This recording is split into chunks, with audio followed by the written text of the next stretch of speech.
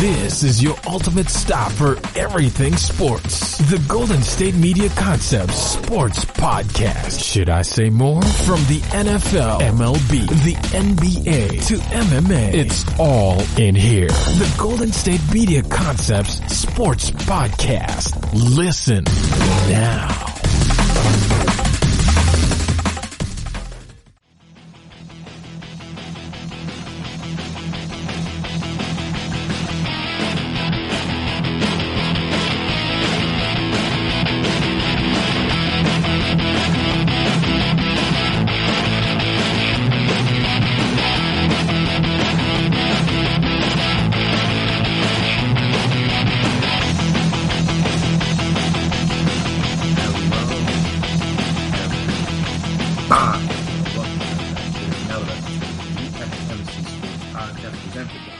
GSMC Podcast Network. My name is Chris Blades, and before I get started here today, I want to make sure I remind you guys, as always, if you haven't already, please subscribe to the podcast. Make sure you never miss an episode. Make sure you're always on top of when we drop our latest stuff. Also, if you could please as well, give us a 5-star rating, write us a nice review. Very appreciated, very helpful. Allow us to see what you guys like, what you guys dislike, the ways we can improve, all that fun stuff.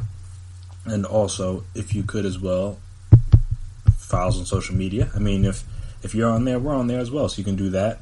Twitter, Instagram, Facebook. We can talk, we can chat, we can debate, we can discuss. And with talks of leagues starting to ramp up their plans in order to get back to play, because obviously that's what everybody wants. That's what anyone listening to this podcast wants is sports, because obviously you guys are sports fans. Like I said, there seems to be discussions to get stuff ramped back up, and with that, teams have to figure out their playoff situations, especially if you're talking about teams, or not teams, leagues like the NBA or the NHL that started their season and now had it abruptly stopped. And now they got to figure out, okay, how are we going to get into the playoffs? You played a majority of the season already. So we'll talk about the NHL in the next segment, but first we'll start with the NBA. So there's been a couple interesting options. The most recent one I will get to in a moment.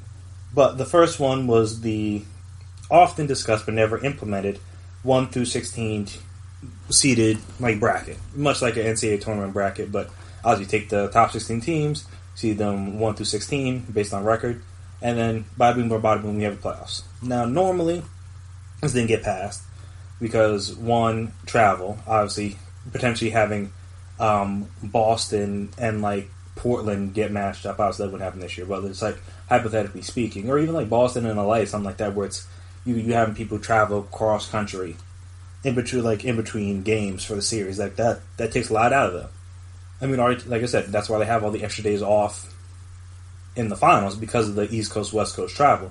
So you're not catching the players completely out there, and then obviously they're not getting their best performance because they may be tired or jet lagged or what have you.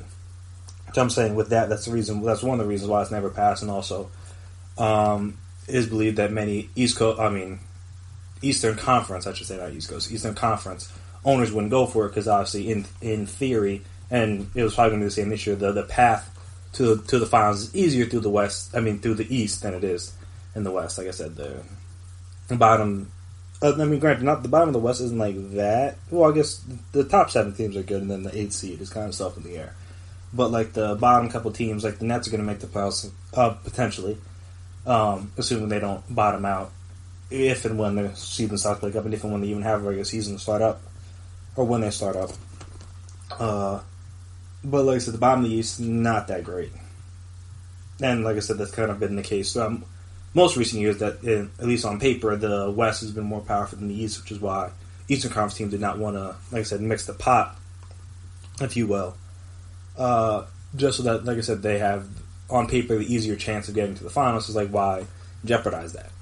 But this would be a different scenario, only because it alleviates the travel situation. Because, as it's believed, if they do everything in one location, i.e. Las Vegas, or as discussed on the last podcast, the Disney Wild World of Sports, then the travel's taken out of the equation. Because you don't have to worry about that, because all the people are in one location, so you're just busing the people back and forth. You don't have to worry about planes, you don't have to worry about any of that stuff. So all that stuff's out the window. So that makes it a little bit more feasible. And then I guess you just got to find a way to get Eastern Conference owners on side of the 16-team bracket, and this could possibly happen because, again, with you losing money, you want to get as many viewers to the playoffs as you can. Now, as has been pointed out with the Last Chance doc and the match, like the golf charity event and other things that ESPN has done, if it's good, people will watch it. So you don't need like necessarily a gimmick in order to get viewership or to get eyes on your product. Especially when, like I said, once sports come back, people are going to be tuned in regardless of what it is. Because, I mean, they've been without sports for probably over 3 months by that time, depending on how much you're into the KBO or like the foreign or the overseas soccer leagues. So I'm saying if you're just mainly focused on sports in America, you have gone over 3 months, potentially 4 months, depending on how late they start with no sports. So I'm saying you're going to be tuned in for any and everything. So, like I said, viewership and gimmick isn't a necessity, but it could be a factor to get some of these owners on board. Just because I know they're trying to figure out a way to, or they're thinking about finding a way to spice some things up to obviously to get people more invested. Because, like I said, you've been without the sport for so long that it can kind of go on the back burner in people's minds. And when you hear something new, I mean, the season's already kind of a weird one anyway. Like the champions are already going to be, already going to have an asterisk next to it. Not exactly, maybe not as bad as the Houston Rockets, like no MJ asterisk, but like there's gonna be an asterisk next to it, just because you had the 2 months off, or not even 2 months, like 4 months off in the before the playoffs. That allowed teams to get healthy, allowed players to get their bodies right for the playoff run. Like that's the gauntlet or the grueling grind of having to go 82 games and straight into the playoffs is not the same this year than it will be, or it has been in the years past. So that'll be an issue for teams. And like I said, that's an interesting thing. Potentially even having a playing tournament for the last couple seeds. But you'd have some interesting matchups. You'd have Nets-Lakers if KD and Kyrie are healthy, which no guarantee they will be, and I don't think they should rush them back, per se. Because again, KD will be over a year removed from surgery when this league starts back up. So it's not necessarily rushing him back. Kyrie literally just had surgery not that long ago, so I don't know what his timetable is. But KD, obviously it'd be weird to get him back strictly for the playoffs, especially in condensed season. That'd be a little weird. So you got that. You got Jazz Rockets. They faced off a few times. You got Celtics Sixers in the first round. That'd be a fun one. You got Thunder Heat. I know they had some trade talks back and forth. Obviously, Russ didn't end up going to the Heat. He ended up going to the Rockets. So that could be interesting. When you have some interesting matchups for round one, then obviously from a Bucks standpoint, or I guess not a Bucks, a Lakers standpoint, that kind of benefits them. You get on the other side of the bracket, you got the Celtics, you got the Sixers, you got the Clippers, and you got the Bucks. Like the best team in your side of the bracket is the Raptors, who I think the Lakers could take. But again, they're a very good team, so I'm saying that kind of situation could benefit the Lakers. Or I mean, I guess you would have to face the Rockets potentially, or Jazz, but potentially the Rockets in the second round, which could provide some issues. So that's what I'm saying. It's kind of all give and take. So that would be interesting to see if that's what they did. And maybe they will, maybe they won't. We'll see when we find that out. But the new thing that had come out, I believe it was earlier today for the first time that I'd seen at least, was this World Cup style group stage format that they could potentially do. And everyone loved, obviously, because everyone enjoys watching the World Cup. So why are they not like it for basketball? So I think it was... I know the Ringer definitely did an article on the 20-team format might look like, with like 5 separate 4-team groups broken out by tiers according to regular season record, and each team guaranteed 8 games, 2 games versus each opponent within their group. From there, 2 teams with the best records advanced from each group. Tiebreakers would have to be determined in the idea of allowing the top 4 teams, so I don't know how the 5th group would be decided. But the Bucks, Lakers, Clippers, and Raptors would hold a draft to select their opponents in group stage, per the Ringer, under the circumstances of affording the best regular season teams the advantage of choosing their initial playoff opponents serves as a reward for their hard work to the point in the season, as a home court advantage is now a moot point, obviously, because everyone's playing in the same spots, and plus there's no fans. This also guards against one top-tier team randomly drawing what is known as the soccer group of death, and inordinately stacked set of teams that make the path out of that group far more treacherous. And also as a side benefit, the actual drafting of the groups would be obviously appointment television, much like the drafting of the NBA All-Star teams is now appointment television per se. It'd be cool to kind of see that, like kind of like recess style, just like have them pick your teams. And also, I guess the other good thing for them would be that with the group stage, well, one, you only have to sit through like a Bucks. I think in the 16-team format, the Bucks Magic would be the first, would be a first round match. Like no one really cares. Like you take out those potentially. You don't have to sit through 5 to 7 games of a series that no one really cares about. Kind of like how they have the one series on NBA TV every year that like no one really pays attention to. Like that would alleviate that in theory, because obviously there's more drama, more elements now with the group stage factor, and plus where every single game basically matters because if you take a couple of losses, you get bounced.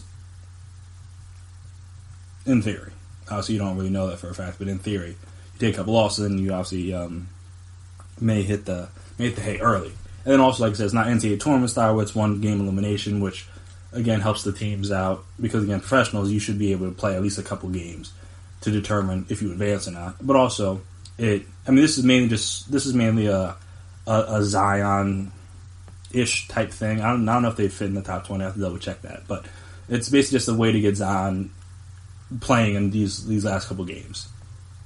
I don't even think I think like at best they're 10th. I believe the Blazers are 9th right now in the West. So just a way to kind of get them involved because obviously everyone wants to see Zion in the playoffs potentially, and they though they would have had a pack. I think they still have to play the Grizzlies a couple times, but now it gives them a real chance to get into the playoffs because then they could, or they would already be in the playoffs, but get maybe advance, upset some people.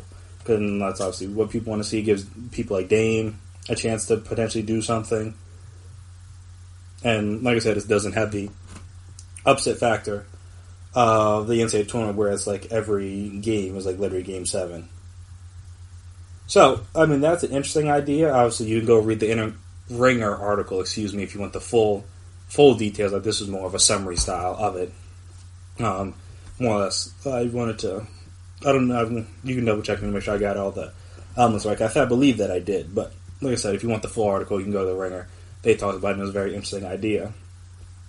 So, while this doesn't really benefit the best teams at all, because again, you're playing more games, and instead of playing one opponent, you're playing. So wait, hold on. So is it 5? Did I get that? It says 5 separate 14 groups, but you only have 4 teams picking. That's weird, but whatever. So like, it doesn't really benefit the teams like that played good all season because you're supposed to get like a quote unquote easy matchup in the first round. Now that you're playing 3 other teams in your group, that doesn't really help. And so I guess what the last 4 would just be the teams that didn't get picked, which is like kind of weird. But yeah, like I said, if you want the Ringer has the full breakdown of if you want to read the article. But this would provide at least some excitement if you're wary of the 1 through 16 situation. All right, that's fine. But at least now you can do this because I already, as kind of discussed on the last podcast, but I already think that bringing in extra teams just because to finish out the regular season seems kind of useless, in my opinion, just because you want to potentially lower the chance of spreading the disease as much as you can. And again, bringing the Knicks or the Suns or teams like that back just because seems kind of pointless at this point because they have no chance of getting to the playoffs. So it's like, why even bring them back and potentially risk them getting the Rona just so you can get some TV money? And again, the TV money is important, as we'll discuss with the MLB players. Revenue is important to these owners in general, not necessarily, doesn't have to necessarily be the TV money, but the money is important to the owners, as is typical with rich guys. But yeah, so at least this would give people some excitement while also allowing those teams that weren't exactly able to compete for that go through that final stretch run towards the playoffs, because again, there might potentially go straight to the playoffs. Then have the chance to kind of fight out that last month of the season to try to bring their teams to the playoffs. It adds them into the mix as well.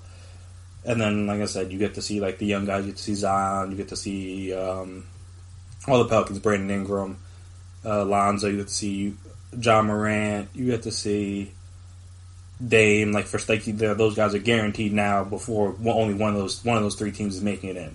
So, like I said, it just gives some more excitement, brings a new element. And like I said, the season's already weird. So adding in a weird element now doesn't really seem that absurd or that bizarre, just because, again, you're already dealing with those season that's not going to be remembered as normal, regardless of how you finish it out. Like I said, if you go through a weird playoff or you don't, like, they're not going to, no one's going to think back like, oh yeah, that 2019-2020 season, that was like no, everyone's going to remember that was the Rona season, pretty much. So, like I said, if you do something extra, you do something weird to try to jazz up fans to bring their excitement back up after a 4-month potentially layoff, then, like I said, I understand. I'm for it. I like that one a little bit better than the 1 through 16, just because it adds more intrigue. And this is like the 1 through 16 is like literally a thing that they've talked about doing. So if they're going to do it, they might as well just do it from the offset, as opposed to having it just be done randomly now. And then, like I said, the 20-team one just gives those last few teams a chance to compete for that spot. Well, also, you don't have to make sure you don't have to bring back those other 10 teams. You don't just go right into the playoffs. Well, you will go right into the playoffs after some warm-ups, I guess.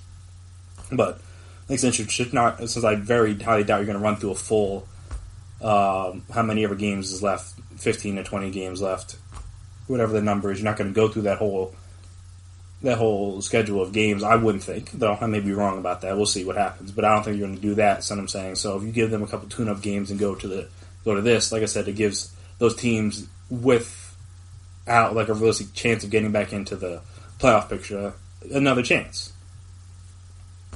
At least in my mind. So I like the COVID Cup, as I've seen people call it on Twitter. I'm not going to take credit for that name, but though it's a very good name. So the COVID Cup, you could call it. Like, that would be kind of a cool thing if they decide to do it. Don't know if they will, don't know if they won't. But if they did, I'd be in favor of it. It just adds, like I said, adds some excitement to the playoffs. But yeah, so speaking of playoffs, the NHL has talked about the playoff format they're going to go to when they return. So we'll have some of that discussed. Haven't really given too much love to the NHL during these Rona times. Sorry for all you hockey fans out there, but now we're gonna get to talk about you guys because there's some news. So we'll discuss their playoff format and what they decide to do right after the break. So stay right there. You really can't underestimate the importance of having the right creative work for your brand or your product. Whether it's a logo, a website, a book cover, or an ad campaign, you really need a quality design to make that big difference pop and deliver your overall engagement and success in a competitive market. That's where Design Crowd comes in. Design Crowd has over 750,000 designers from Sydney to San Francisco ready to help you with awesome creative ideas. They make crowdsourcing work for you. So if you need a logo or you're working on your creative branding, you can go to designcrowd.com and post a brief describing the design you need. And then within about 2 to 7 days, you'll receive up to over 100 different designs from designers around the world. Then you pick the best design and approve payment to the designer. So you're only paying for the design that you want. It takes a lot of the guesswork out of freelancing and out of crowdsourcing. And you don't have to be a huge company like Harvard Business School to use Design Crowd, although they have used it as well. You can start a project on Design Crowd for as little as $99. And if you go right now to designcrowd.com/health and wellness or enter the promo code health and wellness on their website, then our health and wellness listeners will receive up to $150 off of your design project. That's designcrowd.com/health and wellness or entering that promo code health and wellness. Are you looking for the very best NFL and college football podcast? Then check out the GSMC Football Podcast. Get the latest football news both on and off the field. From the NFL Draft to trades to the rumor mill to the NFL Combines, they got you covered. That's GSMCpodcast.com/football-podcast. Get updates on college rivalries, game day insights, and much, much more. It's football talk the way you want it. This show eats, sleeps, and breathes football. Don't forget to like them on Facebook and follow them on Twitter. Visit GSMCpodcast.com for more info.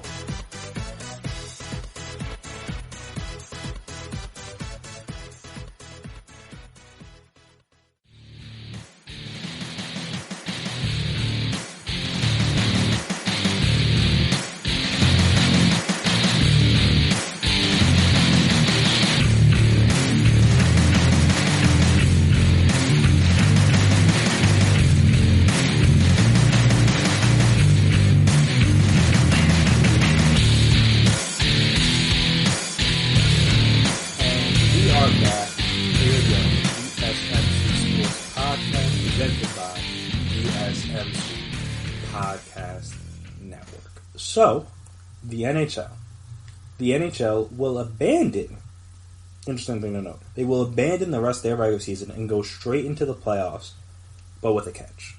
Instead of doing the normal 16 teams, like say the NBA would do, or they would normally do in a normal season, which obviously this is anything, but they are going to go to a 2014 playoff instead of the 16 if and when it is able to resume play. Commissioner Gary Bettman said Tuesday, as we seek some return to normalcy, this is an important day for NHL fans, Bettman said, of the return to play plan. Since March 12th, we've been hopeful and optimistic that by developing all options and alternatives, we could get to this point. I know I join sports fans everywhere when I say we cannot wait for the players to hit the ice again.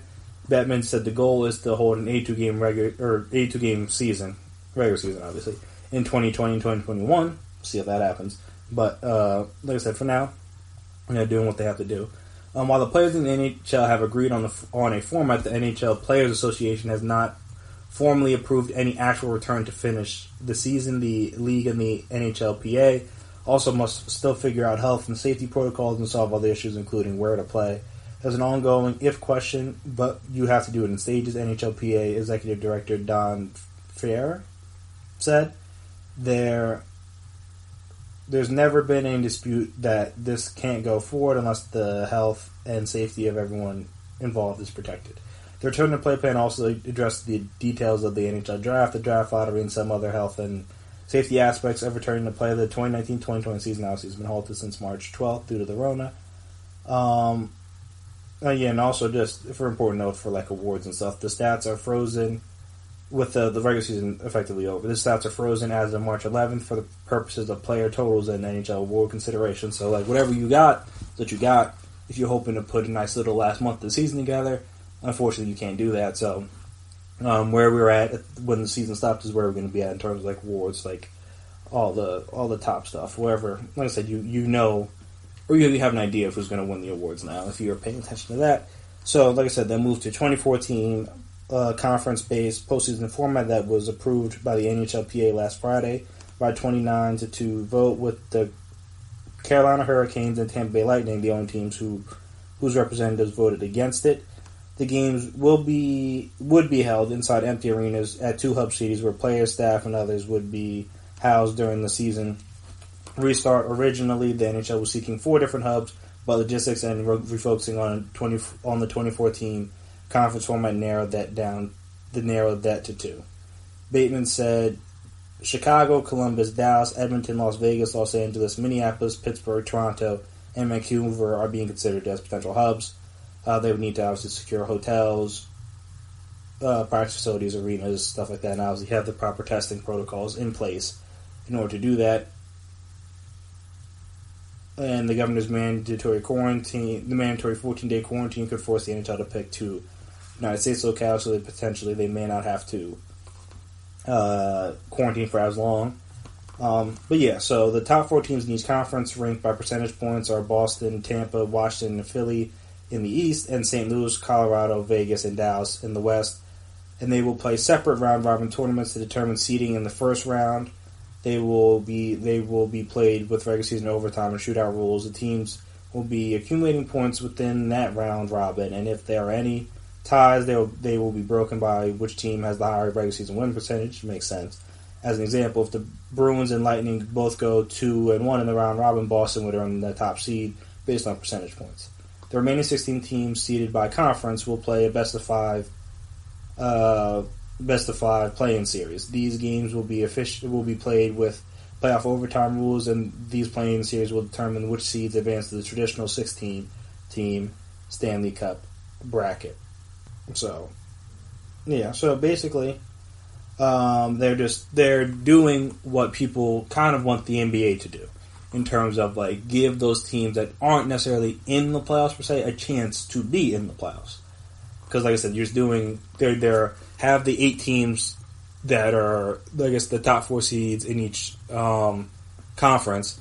They're locks, like they're going to be in the playoffs obviously because they should be. So I feel bad for the 5th seeds in those conferences because again you were close but not close enough. So they'll get seeded 1 through 8 due to their little round robin tournament. So you have that to watch, and you have the traditional playoffs with teams 9 through 24. And like you said, they play a best of 5. Whatever happens with that. So you, like I said, you can see the 24th or the 22nd best team in terms of like percentage points, or points percentage, whichever way you want to refer to it as, potentially make it into the actual playoffs. If like I said, like this is the possibility, like the real playoffs when you have like top 4 seeds now in play. So, like I said, this is like what people kind of want the NBA to do in terms of give those teams a chance. Because, like I said, it understandably so, it isn't fair per se that they don't get that shot, even though, again, you have the first 5, how many ever months of the season to get in position to be in the playoffs. So I shouldn't have to give you extra things, because if your team wasn't the 11th, 12th seed in your own conference, you would be in the playoffs, like under normal rules. So like you shouldn't have to do that, but again, since teams can kind of jockey for position the last month, it doesn't necessarily seem right to not have some sort of situation as opposed to just like cutting it off right in March 11th, because like I said, teams kind of pick up steam towards the playoffs, teams kind of fold there leading up to the playoffs. So like I said, in order to kind of deal with that, now you have this potential playoff series. So if you were interested, I mean, this is all on ESPN, so you can go read the article there, but if you were interested, the play-in series matchups would be 5 versus 12 Minnesota, 6 versus 11, 5 Pittsburgh, Minnesota, wow. 5 Pittsburgh versus number 12 Montreal, number 6 Carolina versus number 11 the Rangers, 7 Islanders versus 10 Florida, and 8 Toronto versus 9 Columbus, that's in the East. And then in the West it would be 5 Edmonton versus 12 Chicago, 6 Nashville versus 11 Arizona, 7 Vancouver versus 10 Minnesota, and 8 Calgary versus 9 Winnipeg. So yeah, that's basically how it would be set up. And like I said, you do have a little tournament, best of 5, and then playoff rules, all that fun stuff. And like if you win, you advance to the regular playoffs against the, like I said, you mix back in the top 4 seeds in each conference. If you lose, then you're out. So like I said, seems fair. And then also, I guess the last thing they kind of discussed was that the NHL is discussing whether to bracket the winners of the play-in round or opt for the player's preference, which is to reseed the teams based on who advances. The NHL is also still discussing whether the first and second round of the Stanley Cup playoffs will be 5 games or best of 7. Obviously, you may just want to get the series over with as quickly as possible, just so you don't have this extending too much into football season, which makes sense. The conference finals and Stanley Cup finals will still be the best of 7, so you don't have to worry about that. But yeah, it's an interesting topic as well. Just like, what do you do? Like, do you just let them advance, like, based on what their seed is now, or do you, like, reseed the teams? Like, how do you kind of figure that out? Because, like I said, if the 5, the 10, the 8, and 11 all go, like, how do you determine who goes where? So, I get that, or if you just do it based on, like, or just, like, I guess maybe it's already weird. You could just do, like, let the teams, kind of like how the NBA would do in the COVID Cup, just, like, let the teams pick. So, like, the top seeds would get the first pick of who they want to play, then go second, and then third, and then fourth, kind of thing. So, just, again, just adds a little bit more level of intrigue, just because now you know that you were handpicked by this team to play against them in the first round of the playoffs. So, I give it a little bit more added incentive, a little bit more added motivation, if you will. Just, again, try to add more intrigue into a season that's already kind of off to a weird start, as we all. So, like I said, they'll have to work through that. So, they got to work through the money and other things to get the NHL back up and running. But I mean, it seems, at least in terms of the playoff format, they got that down pat, which is at least a big step, because not everybody even has that down. Especially if you look over at the NBA, they're still trying to figure out what exactly they want to do. But like I said, at least the NHL is like, look, this is what we're going to do in terms of the playoffs. Still have to figure everything else out, like even where we're going to play. But they'll do that, and then obviously everyone that's not in, the 7 teams that are not in, and the 8 teams that are eliminated from the qualifying round would then enter the draft lottery. So if you were worried about that, that's what would happen there. So this is, again, all on ESPN. You can look this up if you want to. If you feel like I missed anything, or you want to see the full articles, it talks about, like, more than just the playoffs. It talks about the different phases and stuff they're going through right now. But like I said, I just mainly focus on the playoffs, and that is how they're going to break it down. Should be interesting. As a person that doesn't watch a whole lot of regular season hockey, playoff hockey, excellent. Would highly recommend it to all, even if you're not a hockey fan. Playoff hockey, something about it, I don't know why it feels different, but, like, it just feels different for whatever reason. And then again, when you only have now, if you potentially have best of 5 for the first 2 rounds, then every game is even that much more important. You don't have 7 games potentially to get everything situated. You only have, like I said, you have the 5, so let's obviously do the math, there's 2 less games. So, like I said, each game matters that much more. And that'll make it even more entertaining, knowing that the situation is even more dire than it already was. But like I said, the playoff tournament, the play-in tournament should be cool. The round robin to determine the top seeds would be cool. And yeah, like I said, it's not just like your typical chalk, like 16 team, 8 West, 8 East, just seed them by how they're already seeded tournament. Like I said, they're trying to add a little jazz, a little pizzazz, a little something fun to the playoffs, which I can appreciate, because again, the season's already weird. Kind of get people back invested in, like, having 2 different tournaments kind of potentially maybe even going on at the same time would have to get people interested. So, and I said, shout out to the NHL for doing that. I like the 24 teams, just because, I mean, hey, the season's already weird. Let's get more weird. Like, who cares? And how many ever years when people are talking about the championship, most people aren't even going to remember the Rona. Give it like 30 years. I mean, people will still hopefully be around. There's not an apocalypse by then. Then we can tell the grandchildren, our children, about it. But yeah, so for the time being, it's like, hey, might as well give it a shot. See if it works. If it doesn't, oh well, at least you couldn't have the season. But yeah, so speaking of season, so you can get some things figured out, the MLB is still trying to figure out how much they're going to pay or how much they're not going to pay their players. And the players definitely are going to fight the owners on that, because what I saw proposed, no chance it would fly if I was a player. So we will discuss what that was and how they're trying to, and what the, like, all the stipulations are, and what I guess the players would be voting on that the owners are trying to get past right after this break. So stay right there. You really can't underestimate the importance of having the right creative work for your brand or your product. Whether it's a logo, a website, a book cover, or an ad campaign, you really need a quality design to make that big difference pop and deliver your overall engagement and success in a competitive market. That's where Design Crowd comes in. Design Crowd has over 750,000 designers from Sydney to San Francisco ready to help you with awesome creative ideas. They make crowdsourcing work for you. So if you need a logo or you're working on your creative branding, you can go to designcrowd.com and post a brief describing the design you need. And then within about 2 to 7 days, you'll receive up to over 100 different designs from designers around the world. Then you pick the best design and approve payment to the designer. So you're only paying for the design that you want. It takes a lot of the guesswork out of freelancing, and out of crowdsourcing. And you don't have to be a huge company like Harvard Business School to use Design Crowd, although they have used it as well. You can start a project on Design Crowd for as little as $99.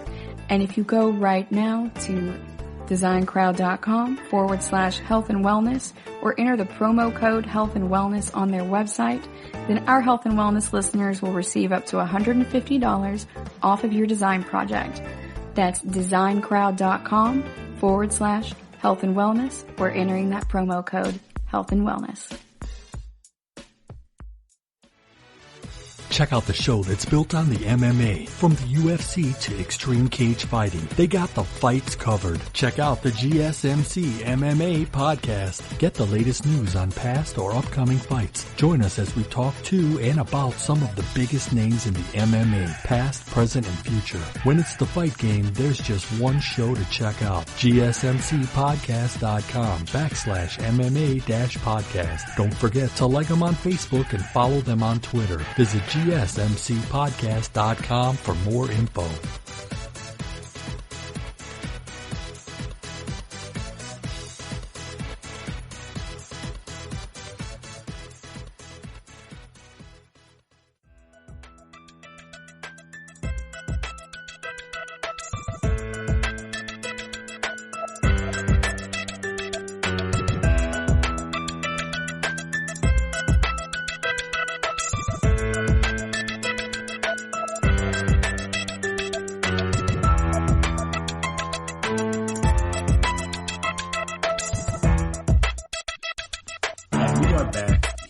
Again on the GSMC Sports Podcast, presented by GSMC Podcast Network.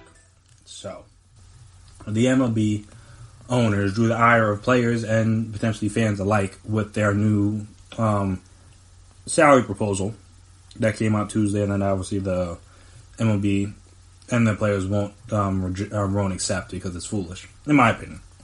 And I said, who knows what actually happens, but if that was players, no way I would do this. But like I said, we'll get to all the details on the stipulations in a second.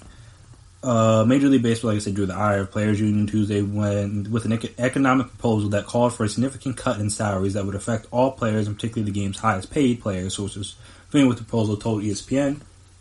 It's all from an article on ESPN, so you can check it out there if you want to read the full thing.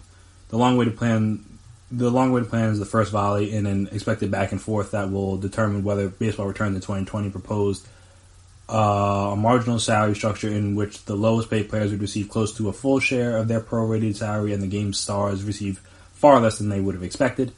Players immediately bristled at the proposal, which includes an 82-game schedule that would begin in early July after 21-day spring training, as we discussed. Teams would play 3 exhibition games in the final week before starting a regular season that would finish September 27th. Again, this is all potentially. The MLB Players Association is expected to reject the plan and counter in the coming days with a proposal that would include a longer season, according to sources, which, I mean, is interesting, because then you'd have to get the season started up sooner, so don't know how that's going to work. I guess, or just having more games more spread out. Who knows, but again, like I said, you don't go too late, because then you get into football season, and then you can only have it in so many places because of the weather. But yeah, so the league's proposal, which includes bonuses if postseason games, are played, offers lower salaried players a higher percentage of their expected wages, and would give some of the game's biggest stars a fractional cut of their salaries. The formula the league offered, for example, would take a player scheduled to make the league minimum, give him a prorated number based on 82 games. So the league minimum is $563,500. Give him a prorated number based on 82 games, which is $285,228. And take a 10% cut from that figure, leaving him with $256,706 in terms of his salary. The scale goes down as the salary go up with each dollar, from $563,501 to $1 million paid at 72.5%, $1,001,001 to $5 million would be paid at 50%, $5,001,001 to $10 million at 40%, $10,001,001 to $20 million paid at 30%, and $20,001 and up would be paid at 20%. So under this formula, Los Angeles Angels star Mike Trout, who's scheduled to make almost $38 million, has the highest full season salary in baseball this year. It would make $19 million, little over $19 million on a pro-rated salary basis over 82 games. Would have a base salary of under $6 million. Though players would be paid only for games played. Trout could make an upwards of $2.5 million under the proposal if the league completes the World Series. So we're talking about, give or take, a little over $8 million on a salary that's supposed to be almost $38 million. So he's losing $30 million. And that's if he gets to the World Series. Not guaranteed. The proposal includes $20 million total in playoff bonuses, $25 million for the completion of Division Series, $50 for the League Championship Series, an additional $125 million for the World Series. A significant amount of the postseason bonuses would go to the highest rated players, with minimum salary players receiving a little over $5,000. Because again, they're getting a lot of cuts in the regular season, so you kind of got to make up for that on the back end, and that's what they would try to do. Though again, the whole situation is foolish. Although the proposal would keep a larger portion of players close to their whole salaries, about 65% make $1 million or less and will receive more than 80% of their prorated salaries. Players young and old objected to the plan, which they believe runs in contrast to the March agreement with the league that they believed legislated that players be paid full prorated salaries upon the return of baseball. The league believes the language in the deals calls for good faith negotiations between the union and them about the economic feasibility of playing with no fans, obviously because that hurts them a lot. The league initially considered proposing a 50-50 revenue split, with players citing massive losses due to the Rona. The MLB PA executive director, Tony Clark, immediately rejected the idea, equating it to a salary cap, which is what we talked about, and I kind of agreed. Marcus Stroman of the Mets and Brewers lefty Brett Anderson were among players to weigh in on the proposal on social media. And in the March deal, also the league agreed to pay $170 million to players regardless of whether there was a season. The final payment to players was due Sunday, although there was no formal negotiation. Instead, the players in the league are expected to reconvene at some point this week as a soft deadline approaches. So, and I know there was another tweet, so we'll tweet this out before I give my discussions on this, but just more of another salary breakdown of how it would go. Cause we talked about Mike Trout, but there are obviously other players other than Mike Trout that would be affected by this. So this is from Jeff Rogers at Jesse Rogers, at Jesse Rogers ESPN. Sources: under the MLB proposal, two players, a player making $35 million in 2020 would make about $7.8. A player making $10 million would get about $2.9 million, and a player making $1 million would get about $334K. So, yeah. If I'm a player and they brought this to me, the owners might have to see me with the hands. I'm not kidding. Like, I wish I was kidding, but I'm not. Like, that these are like, you really think I'm a clown, basically is what they're saying. Like, you think that I'm desperate enough that I would take whatever salary you give to me to play. Now, again, I understand that they can't give their full salary because they're not playing the full season. Cool. I get that. But back in March, they agreed to full prorated salaries. However, you determine that the rate is however they determined it, but they agreed to that back in March. And now, on the back end, as they're trying to get closer to playing the season, the owners want to try to find a way to finesse more money out of the players and into their own pockets. I believe, I'm trying to pull up the tweet, but I know, who was it? I think it was Jeff. Yeah, so Jeff Passan said, just some rough math. This is from his Twitter account, Jeff Passan, at Jeff Passan. So say there are 200, and this is mainly for minor leaguers because the minor leaguers aren't really going to be. I think they're technically on like furloughed or whatever, so they're not getting paid, but like they also can't get unemployment because they're technically under contract still. So that's all messed up. But he mentioned that the Oakland A's informed their minor leaguers today that they would not continue paying them $400 a week after the end of the month. Other decisions from organizations expected to happen. It's like a bad sign. Obviously, just some rough math. There are 200 players in their minor league system, paying each $400 a week for July, August. $400 a week, I guess, I think it's supposed to say June, July, and August. I might be messed up. So June, July, and August would take about $400 $5,200 per player. To pay every one of those minor leaguers, if you count for 200, it would cost over a hair more than $1 million, and their owner is worth $2 billion. So it's not like he don't got it. Like, he got it. So that was just a further example of just like how the owners are trying to short the players to get more money back into their own pockets. And I'm saying, if I'm a player, I'm not going for it. I'm sorry.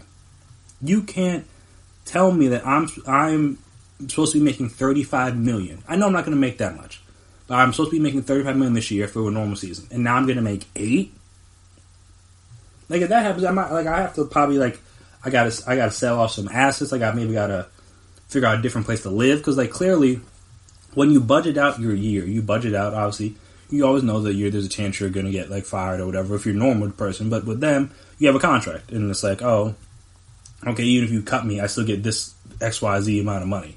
Or if you release me, I should say. Like, so I still get this much amount of money. Nowhere does, and I don't think anywhere in that does it have where my $35 million goes to 8. If my math is correct, and I was good at math back in the day, but I haven't had to use these skills in a while. So I believe that is about a $27 million difference in money that I'm going to bring in this year. That is a huge financial loss. Like again, you plan out your year, you plan out things you want to buy, things you want to do, the way you live, the type of lifestyle that you have, based on that $35 million. Now you're losing $27 million. And it's like, whoa, hold on, time out. I gotta readjust everything. And again, I understand a lot of people aren't going to really side with or aren't really going to care from the players, because again, a lot of millions and millions of people are out of work completely. So you getting paid $8 million instead of $35 million doesn't really affect them, because they're just collecting unemployment. If assuming the system's not still backed up, I don't really know how bad it is now.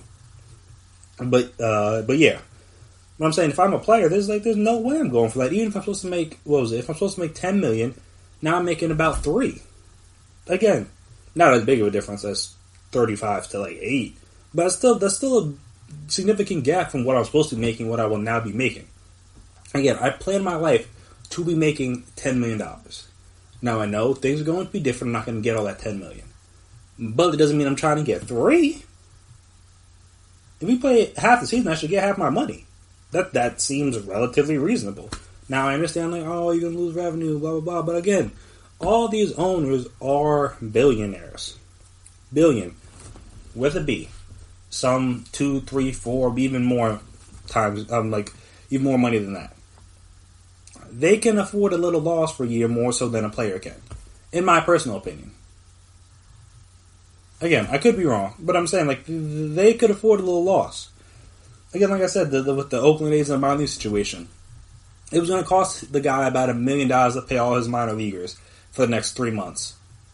And the guy's worth $2 billion, and he's like, I'm good. And then again, that was just a guesstimate. That might not even be how much it was going to cost. It could have been less.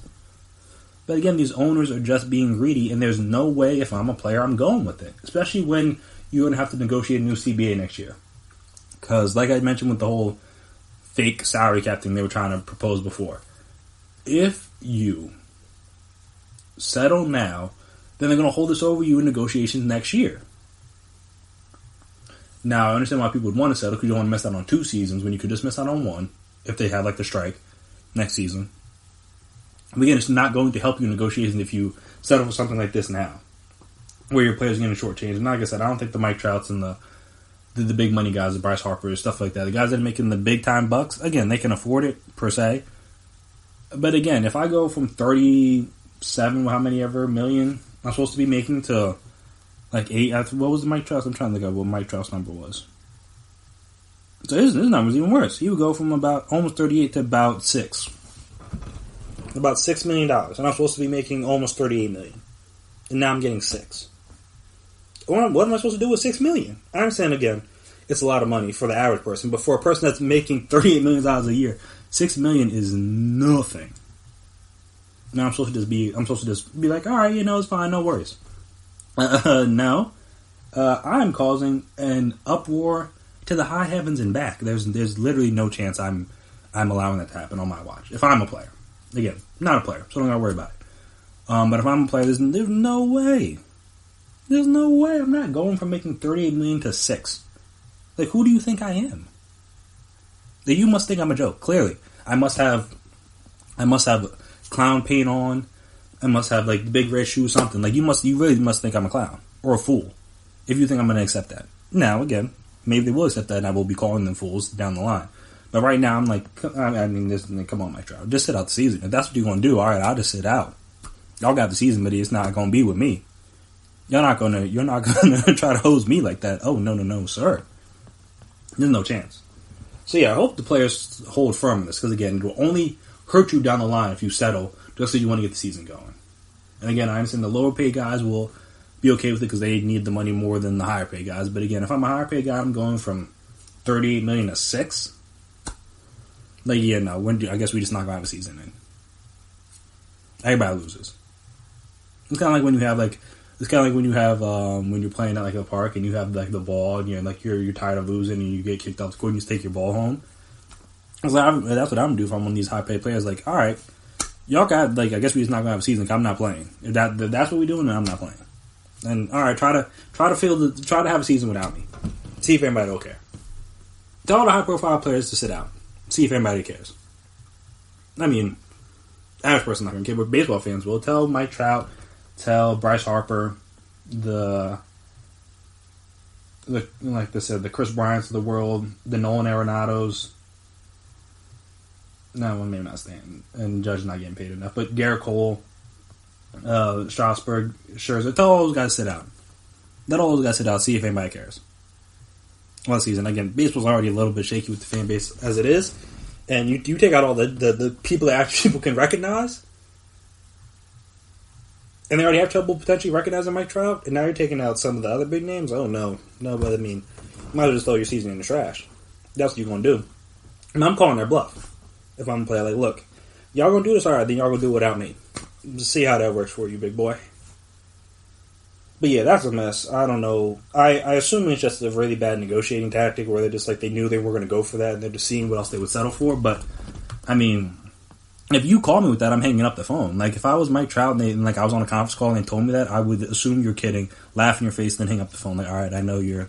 Get back to me when you have a real offer, because that can't be it. So that couldn't be your best offer if you're the owners. That can't be your best offer.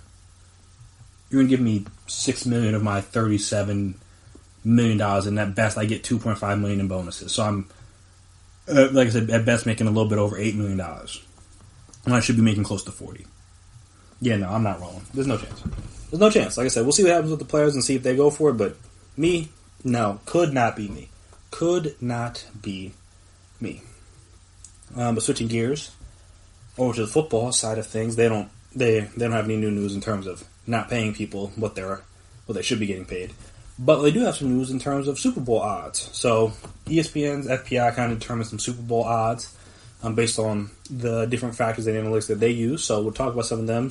Talk about who's in the top 5, top 10, who's too high, who's too low, in my opinion. Again, stuff like that after this break. So stay right there.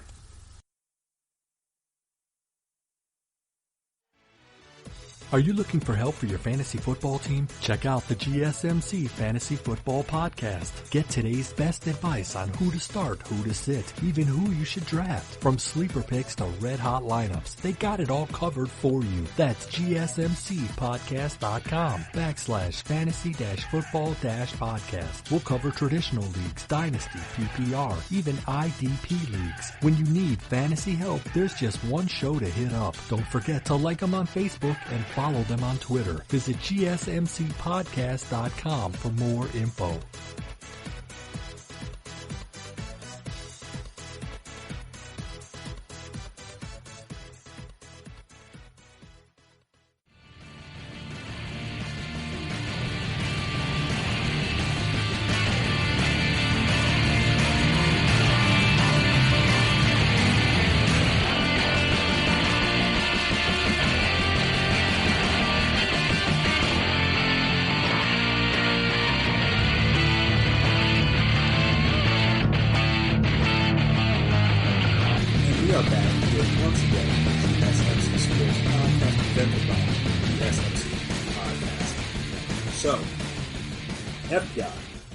ESPN's Football Power Index, is a predictive model, if you didn't know, for the NFL. It factors in their preseason rankings, at least. That's what they're talking about, like preseason rankings, like Super Bowl predictions, who's going to win the division, stuff like that. Their ratings are based on each team's Las Vegas win total, last season's performance on offense, defense, special teams, the number of returning starters, coaching staff changes, and their starting and backup quarterbacks.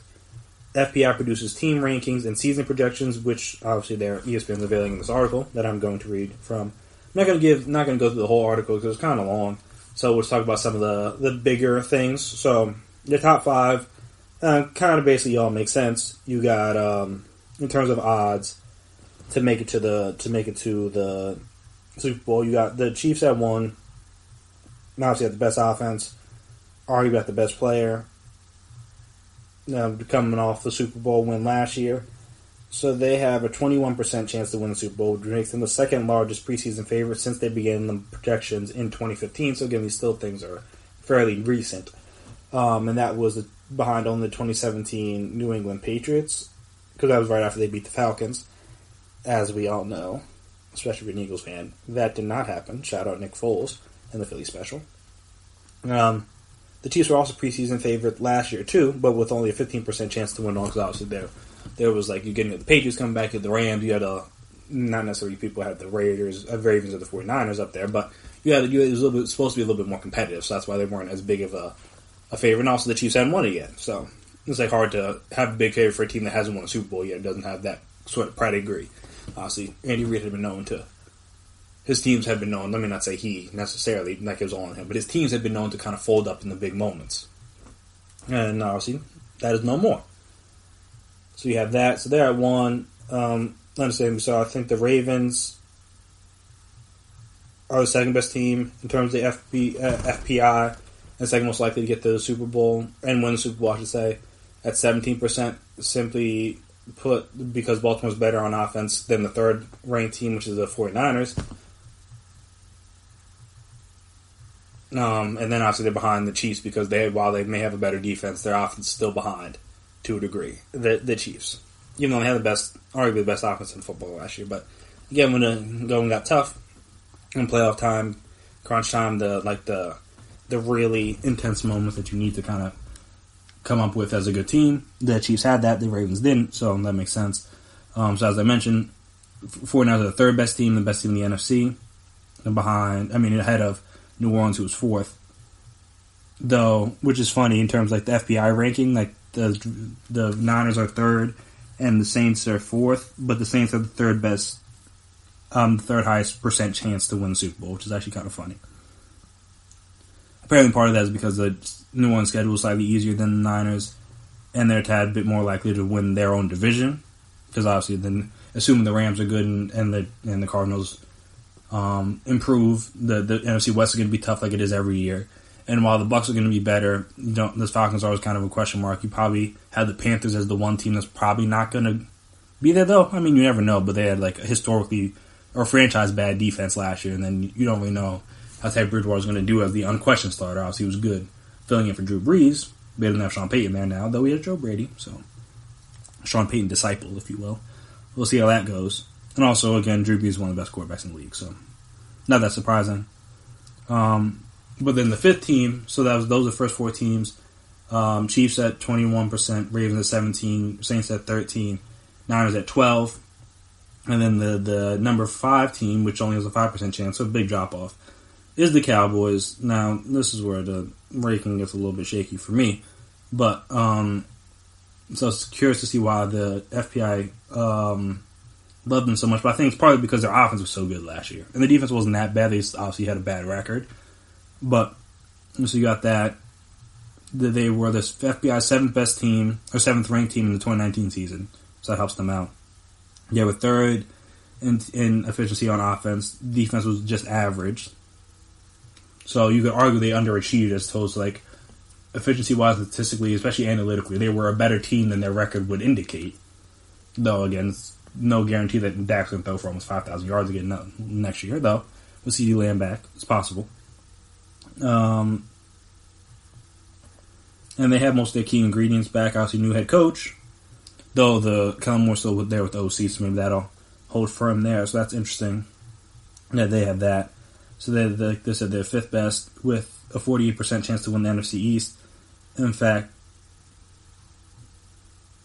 and then, like they said, they're slightly above the Eagles in terms of percent chance to win the Super Bowl, but also a little bit higher in terms of their chance to win the division, which is they're at 48%, the Eagles are at 44.7% chance to win the division.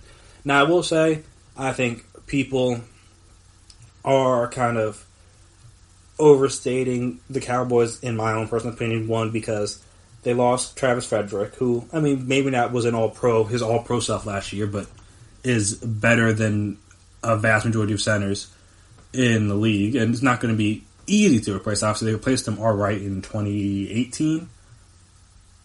They made the playoffs and everything. So, like I said, they were able to replace him then, but no guarantee they get that same level of play. And obviously, with Tyron Smith being as banged up as he's been the past couple of years, when his drop off is going to start. So you got that. You got to deal with tight end situation. Still kind of not that the Titans might have too much, but the tight end situation still kind of up in the air.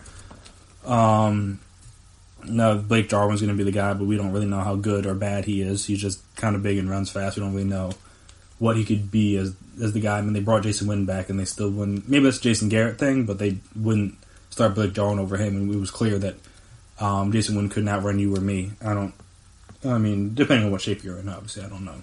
But I'm not in the greatest shape at the moment. Not in bad shape, not in the greatest shape, at least cardio-wise, and I still think I could beat Jason Witten in a foot race. That's how slow he looked out there on the field. Though, obviously, everyone around him was much faster, so that's probably why. Then you got that, and then on defense, you lose your best corner, which I think people have kind of understated a little bit, in my opinion. Byron Jones, you could just have him on an island on one side of the field, matchup with corners, matchup with receivers, tight ends, didn't really matter. You could put him on anybody. I know when they played the Eagles a lot, they had him on Zach Ertz because he was their best pass option. He was normally the number one in a lot of their progression, so that made a whole lot of sense. And even though the turnovers and the interception numbers are down, the overall coverage is very good. And also, so you got to deal with that.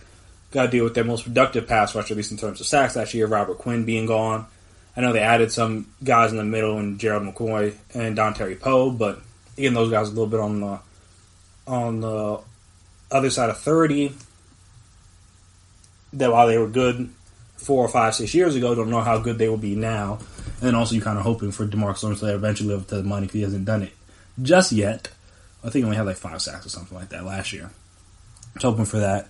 And also like their safety position, you got Clinton Dix back there who's on his now 4th team in threes. I know he got traded from Green Bay to Washington mid-season, then went to the Bears, and then now is in with the Cowboys. So, for whatever reason, hasn't been able to stick somewhere yet.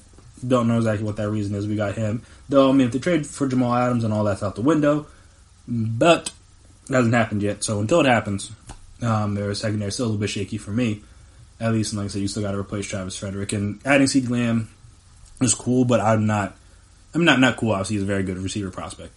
Was my receiver one, personally, ahead of Judy and Ruggs, for that matter. But like I said, I don't know how much better their team is on paper because I said you lose your center, you lose your most productive pass rusher, you lose your best corner, and you add in CeeDee Lamb, and like I said, some older free agent vets and then Aldon Smith or whoever. So again, if all those guys play like they did in 2015, beautiful. But there's no guarantee that's going to happen. So, like I said, it's hard for me to say on paper they got a lot better. Obviously, you would think Randall Cobb is worse than CeeDee Lamb, but again, at least Randall Cobb's a vet and has been to Pro Bowls and done things in the league. Right? CeeDee Lamb has done none of that. So, I've talked way too much about the Cowboys. But say we're 5. And this article is kind of long. Don't want to go through every aspect of it because I would be here literally all day. But in terms of like the top 10, like I said, you got Eagles at 6, Seattle at 7. In terms of this is just their rankings, not necessarily the Super Bowl odds, but this is just their rankings. Eagles 6, Seattle 7. Then 8 and 9 is where it gets interesting because you have the Bucs at 8, which is like fine. I get you, Tom Brady, you got a good offense. Defense wasn't that bad. If he doesn't turn the ball over, it doesn't throw 30 picks, they should be fine. But the Patriots had 9. Now, maybe I'm just not seeing it and I'm underestimating the greatness of Bill Belichick, but a lot of people think the Patriots are going to be good this year. And I'm just like,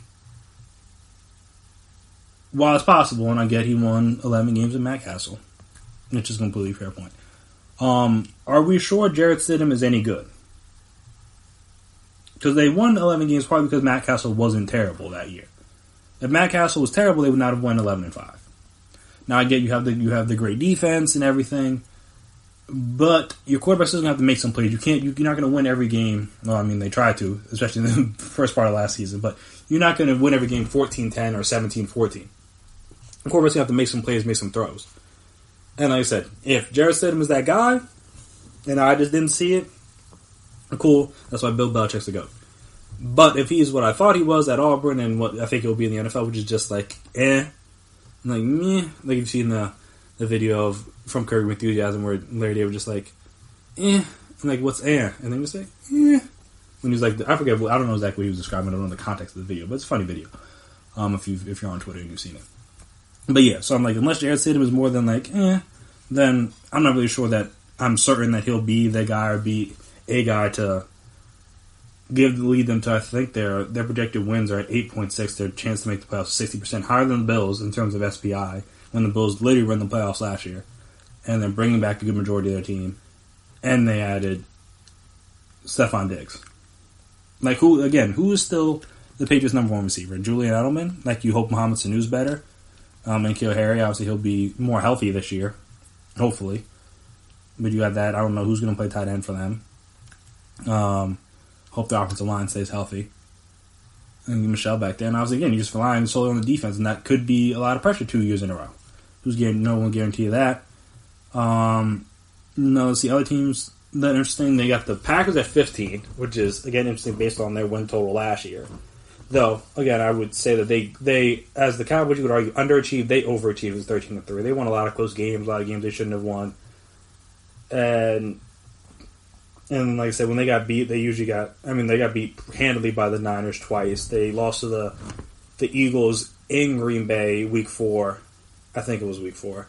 When like they had Alshon on one leg and got it on one leg, and they were reeling off 2 straight losses. Let them come in on a short week, beat them. So like I said, their 13-3 was definitely a little shaky for me. Teams that got a little high, they got the Broncos 17. So if you have 7 teams make the playoffs each, they're right in the thick of things.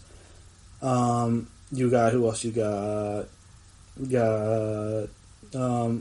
Cardinals down at 22, which is interesting because people thought people were a little bit higher on the Cardinals. We got them down at 22. Houston down at 24, which I get because they're outside of Deshaun Watson and J.J. Watt. Not a whole lot to be excited about in Houston right now. Well, from football perspective. Basketball, you still got James Harden and Russell Westbrook and all that stuff. And the Astros are the cheating thing. So, you got that. But yeah, so from football-wise, I got to see it to believe it with them. And then the worst team, Jacksonville Jaguars, they could very well be in the Trevor Lawrence sweepstakes, especially if they trade Yannick Ngakoue. If that happens, then they're going all in on being bad this year, more or less. Though, I don't want to say that because they think they have faith in Gardner Minshew to a degree. But again, if they're bad, all right, who cares? They get Trevor Lawrence. And so that's kind of that. So, like I said, if you want to read the whole article, you can. It's long. It's a lot of good stuff. They talk about like chances to win the division and like chances to be the number 7 team in the playoffs this year, and like I said, the best chance of getting Trevor Lawrence, all that fun stuff. But yeah, I just want to talk about some Super Bowl odds. Like I said, the first 4, pretty much who you would expect and who everyone's going to have in their top 4 teams. But the 5 down is where you can kind of have any team in there, and they have the Cowboys. I don't agree. But maybe I'm just a Cowboys hater. Who knows?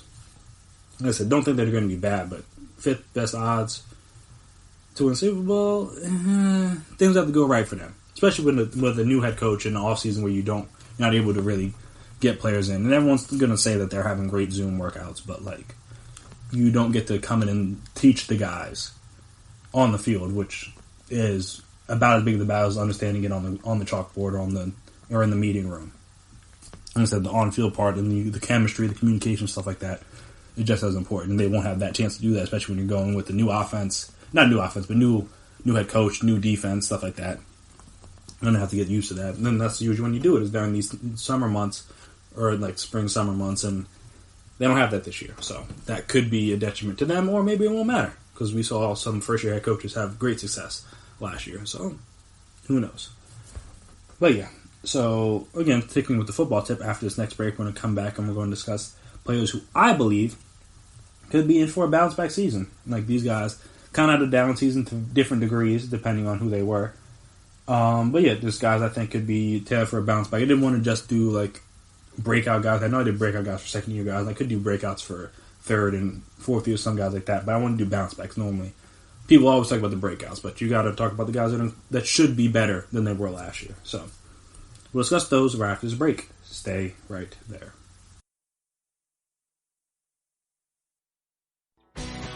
Are you looking to get your college football fixed? Looking to get the latest news on your favorite school's team? The GSMC College Football Podcast is your ticket to all things college football. Join us as we talk college football from the national championship, the college rivalries, the bowl game, to the Heisman Trophy. To which conference is the best? We've got you covered for the Big Ten, SEC, Big 12, the Pac-12, ACC, and everything in between. Download the GSMC College Football Podcast on iTunes, Stitcher, SoundCloud, Google Play, or anywhere you find podcasts. Just type GSMC in the search bar.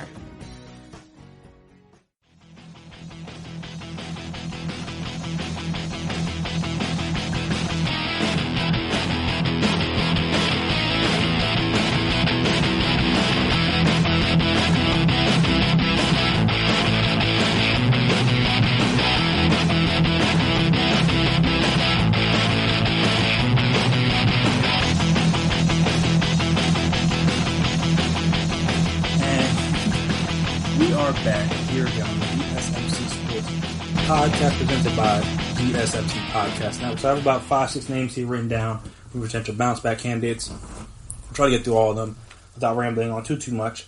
So the first guy I wanted to discuss was Saquon Barkley. Now, he's an interesting one because his season wasn't as bad as some of the other guys on this list. But when you're regarded as arguably the best running back in football, when you barely scratch 1,000 yards, that's what I would consider a down season, especially coming off of his first season where he had only a little over, over 40 more carries, give or take. Plus, he obviously played 16 games as opposed to 13 in his current season with that whole ankle situation, which he came back from earlier than he probably should have, and that might have hurt him a little bit. He didn't really have the speed or the burst or the agility that he should have had or could have had on a completely healthy ankle. But I said he's a freak of nature, so him coming back early doesn't surprise me at least one bit. And that just seems like the way he's wired. He'd want to be out there for his teammates. So he came back a little bit early, wasn't really himself, and like I said, his rookie year at 1,300 yards, 11 touchdowns on the ground, 5 yards per carry. Also added 91 receptions for over 700 yards and 4 touchdowns. And then when you compare that to this past season where he had only... Oh, and also, just before I get to this past season, he also had over 2,000 yards from scrimmage. As opposed to only 1,400 this past year. And I think in terms of total touchdowns, he had 15 to 8 from rookie season and second year, respectively. So this season, like I said, had missed 3 games, had the ankle injury he was dealing with through a lot of the season. Barely scratched 1,000 yards with only 1,003 yards this season, 6 touchdowns, 4.6 yards per attempt, which is not bad, but obviously down from the 5 from last season. I would say less yards per game, had a lot less catches, almost 40 less, went from 91 to 52, under 500 yards. The yards per reception were higher, but again, he just didn't have as many receptions. The volume wasn't there for whatever reason. And then only 2 receiving touchdowns as opposed to, like I said, the 4 the year before. So, well, while, again, not a bad season, and he really only looked like himself, I would argue, on his last big play, which is the touchdown run against the Eagles, right after they had taken the lead in the second half, I believe. where he put his hand up at the 50 because he knew nobody was catching him. Like, that was the most he looked like Saquon of rookie year throughout most of the second half of the season. At least according to my father, who's a Giants fan and watched all the games. Obviously, I'm not a Giants fan, so I didn't pay attention to Saquon as much. Plus, the team wasn't that good, so they weren't even like entertaining to watch. Even here in New Jersey, where we get all of their games. But yeah, so he didn't really look like himself last year, and assuming health and their lines maybe a little bit better, and Daniel's a little bit better, so that obviously takes some pressure off of Saquon. He should be in store for bounce back year to kind of remind everybody how good he is. Because like I said, everyone's kind of, even though people still think he's really good, a lot of people are kind of on the Christian McCaffrey thing, and not to say he's better than Christian McCaffrey per se, but he's definitely in that same tier. Arguably better, like I said, depending on who you ask. So he's going to remind everybody why he's regarded as one of the best in the league, arguably the best. Like I said, everyone kind of agrees that he's one of the best, but why he's regarded as the best running back in the league? He's probably going to try to go out and remind everybody of that this next season. And again, I think he should be a good candidate for a bounce back. Another one is a former Giant in Odell Beckham Jr. Last season, and again, his season wasn't even that bad. 74 receptions, 1,000 yards, 1,035 yards, but only 4 touchdowns. Now, when you take that as a season, outside of touchdowns, all right, that's not that bad. 14 yards per reception, cool. But when you look at his rookie season, where he had 91 catches, 1,300 yards, 12 touchdowns. Second year, where he had 96 catches, 1,450 yards, 13 touchdowns. And his third year, where he had 101 receptions, 1,367 and 10 touchdowns. It's like, oh, okay, yeah, no, that's a bad year for Odell. And again, a lot of different issues. Baker, who is also on this list, wasn't that good. The line wasn't that good. Who knows what the whole Freddie Kitchens situation is? Maybe with the new offensive play caller, that'll change things up. The only one that really had a good year, I mean, Jarvis wasn't that bad either, but Nick Chubb was obviously the star of the offense, just because he's the one that really showed out with Freddie Kitchens there. But yeah, so for Odell, this season is bad, but for a normal receiver like this, all right, that's a reasonable year. But like I said, for Odell, this is not what he wants. This is his lowest receptions ever, outside of the 1 year in 2017 where he only played 4 games. Lowest receptions, lowest touchdowns, lowest first downs. Yards per reception were fine. Lowest receptions per game, lowest yards per game, lowest catch percentage, lowest amounts of targets. Again, all the only ones that were low in some of those instances were the season where he only played 4 games, I believe, like I said, in 2017. So, like I said, for Odell, who was regarded as a top 5 receiver, or should be regarded as a top 5, especially top 10, but arguably top 5 receiver, that's not the kind of year you'd expect. So you'd hope the second year with Baker, of a new offensive coordinator, Freddie Kitchens, he could be in the store for a bounce back. Who knows? But like I said, I think he's a good candidate. Baker, as I mentioned, is also potentially a candidate for a bounce back. Now, again, he might just be a sophomore slump. Might be who he is, unfortunately. Obviously, I have more faith in guys like Odell bouncing back because he has a proven track record of it. As Baker's track record, not as great.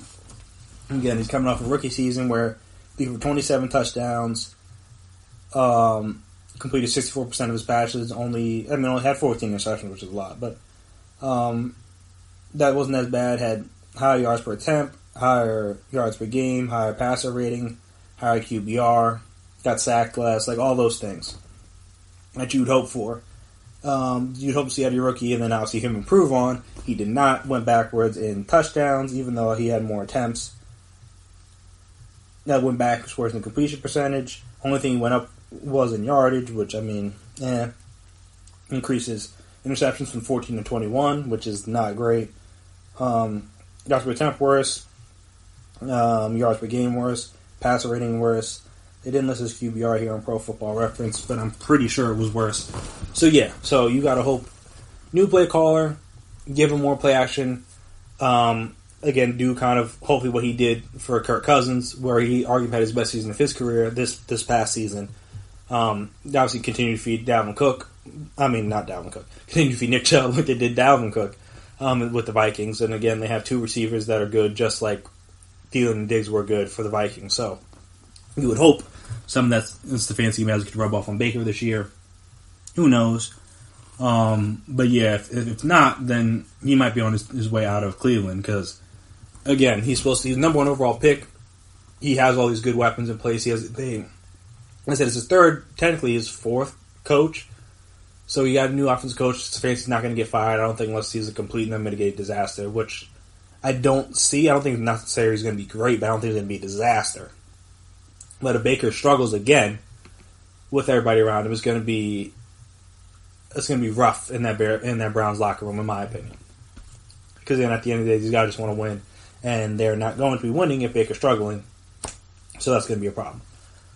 So yeah, he was a candidate for a bounce back. Juju Smith-Schuster is another candidate for a bounce back. He was definitely had a rough season. Though he's getting Big Ben back, so that should help because the quarterback play last year subpar at best.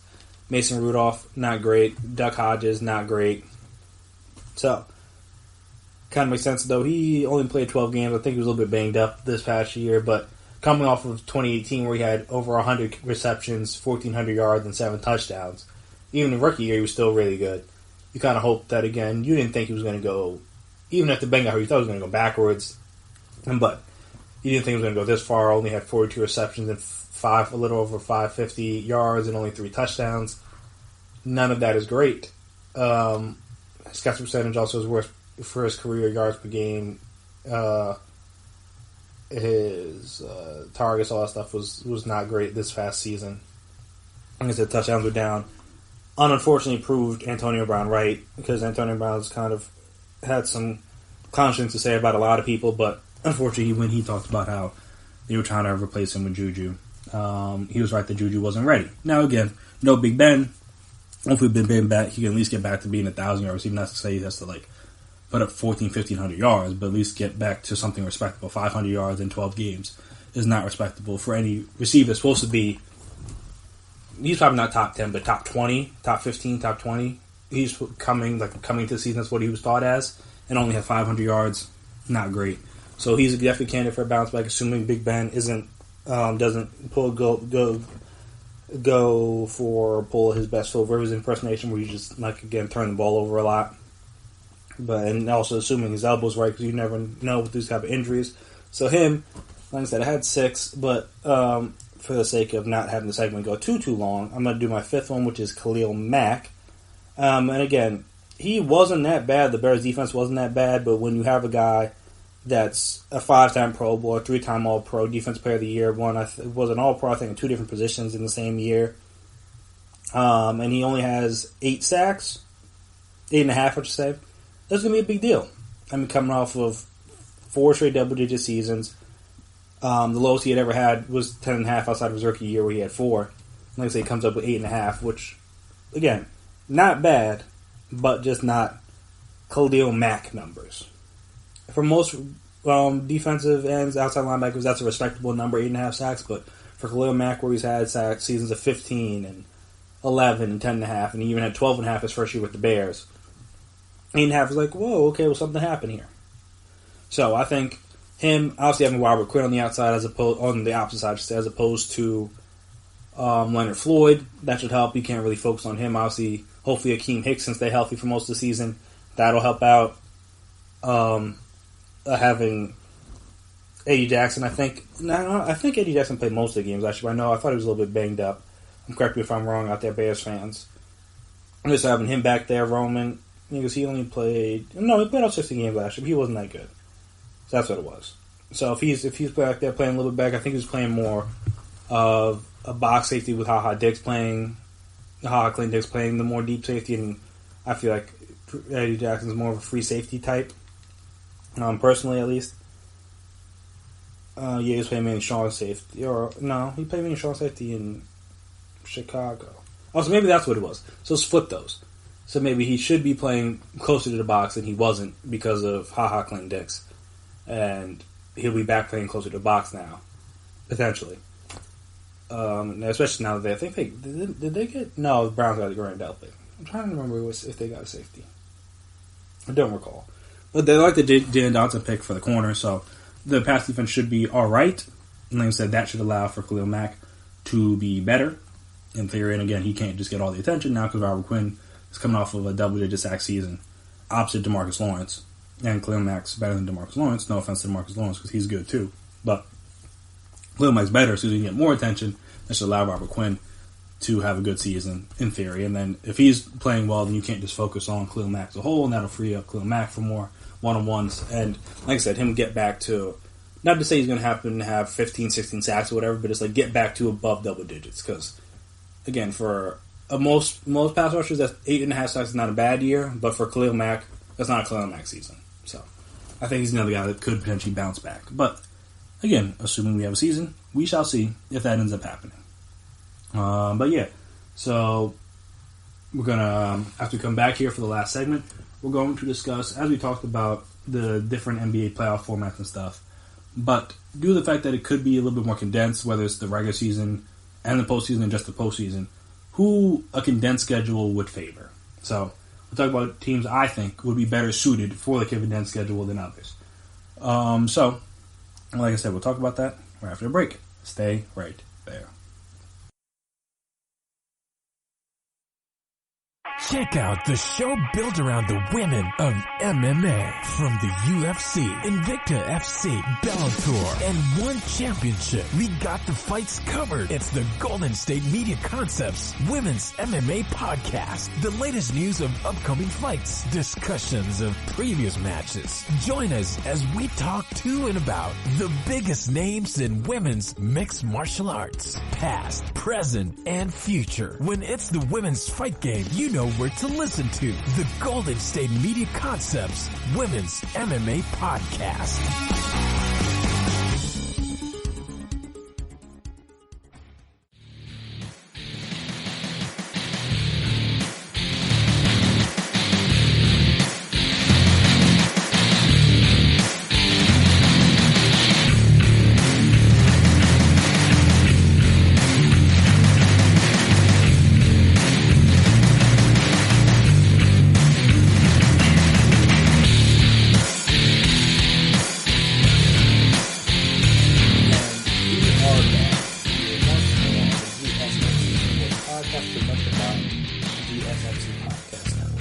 As I said, I'm going to talk about teams that I think would be better suited to face a more condensed schedule. We're not going to say they're going to win the whole thing, or they're going to make a deep playoff run, all that kind of stuff. Again, that's all kind of dependent on how the playoff format is set up, and matchups and things like that. Assuming they don't just do the traditional 8 in the East, 8 in the West, and have it go like that. If they try to do something a little bit more funky, if you will, that could factor into how far teams make it, obviously, because the matchups are important. But again, in terms of teams that may be suited, well, you got to look at teams that, in my opinion, have a little youth on their side and also have some depth. They play potentially 9-10 guys in the rotation, just because those are the teams that are going to be able, I think, to better handle. If you're a deeper team, you're not relying on guys, a lot of guys, or 7-8 guys, to play 30 plus minutes a night. It's going to be hard if you have a condensed schedule. Not to say that's going to happen, but just in this hypothetical, there's a more condensed schedule. They try to finish out the regular season, try to finish out the postseason. Don't have as much time or days between games, stuff like that, obviously, because you can't have that stuff with travel. And if they more no travel, they try to condense the season up. You're going to have guys playing potentially more back-to-backs or more 2 games in 3 nights, stuff like that, where your body doesn't have as much time to rest. So you got to either rely on your youth to have that energy, and hopefully they've been training hard during this time off in case of the fact that they have a condensed season. And also you have teams that have some depth that they don't have to rely on, like I said, 5, 6, 7, 8 guys. They can rely on guy 9, 10, maybe even potentially guy 11 to give them quality minutes. So the first team I think would be suited for a format like this where the season is a little bit more condensed, if you will, would be the Celtics. And I say that because they have, I think it's 1, 2, 3, 4, 5, 6, 7, 8, 9. They have 10 guys that play at least 45 games for them. And of those 10 guys, all of them average at least 14.6 minutes. So these aren't just like sporadic guys that maybe just got some big minutes and like a couple games here, a couple games there. These are guys that are playing and are part of their legitimate rotation. And of those guys, they only have 1, 2, 3 that are over the age of 29. So you're talking about Jason Tatum, 21, is their top in the minutes. Jaylen Brown is 23, second. Marcus Smart, who's 25, is fourth. Tice, who's 27, is sixth. Canner, who's 27, is seventh. Is eighth. Gert Williams, who's 21, is ninth. And Semi Ojeleye is 10th. And he's only 25. So the only older guys you could say are Brad Wanamaker, who's I think only in like his second or third year. I guess he was overseas a lot. Kemba Walker, who's definitely not young, but again would be helped. And also he's missed some time too, so he hasn't played the whole total games. The most games that anybody on the team has played is 62 from Grant Williams. Funny enough, so he's missed at least, because what are they? They are 41 and 23, so that's the 64 games. So he's missed 14 games. Which again, you had some time. And obviously, him being out, those times were allowed to give him, even though I think he was playing before the Rona shut everything down, but gave him time to make sure everything's hit up in tip-top shape and 100%. So like I said, you have guys, they can potentially go 10 deep, majority of their roster, like I said, outside of Kemba. And Gordon Hayward's the only older guy, 29 years old. You got like young guys, got a lot of young energy, and also they've been to the playoffs before, so it's not like the moment will be too big for them. In theory, obviously, maybe because Kemba hasn't really gotten that far, so maybe it would be too big for him potentially. But like I said, Jaylen Brown, Jason Tatum, those were like the two or the three best players on the team that made it to the Eastern Conference Finals, and took LeBron James, though that Cavs team was a little to a Game 7, and could have honestly won that game if it had Jason Tatum not got LeBron mad after dunking on him and then chest bumping him. Who knows how that series would have turned out. So you got that. And like I said, they can go at least 10 deep. And even Robert Williams, when he plays, he averages 14 minutes a game. So could potentially be another guy. They give them some minutes. So I think a team like that would benefit from, or not, I'm going to say benefit per se, but wouldn't be as held back by a condensed season. Because when you look at teams like the Lakers, per se, they're relying on LeBron to play a lot of minutes, relying on Anthony Davis to play a lot of minutes. Not that their benches are bad, but those guys play a good amount of their minutes. Actually, let me double check that. Lakers stats. I want to make sure that LeBron is their top guy in terms of maybe it's Anthony Davis. Actually, let me not say that. So per game basis, it's still LeBron at 34.9, which again, obviously, usually heightens in the playoffs. So usually the benches get shortened, but it might not be able to because of, like I said, the condensed games.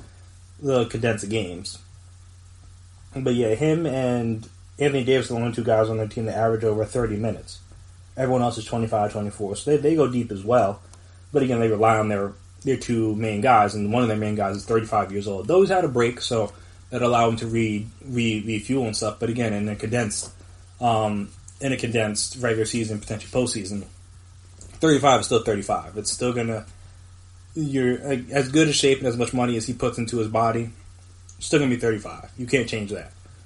Now, will he be in better shape than most 35-year-olds? Yes, but like I'm saying, so he's a good guy that would, even though the Lakers have a deep team, they'd be some team that I don't think would be that helped by, like I said, a condensed schedule, just because, again, their main minute getter is 35 years old. But another team that I think that would benefit is potentially the Heat.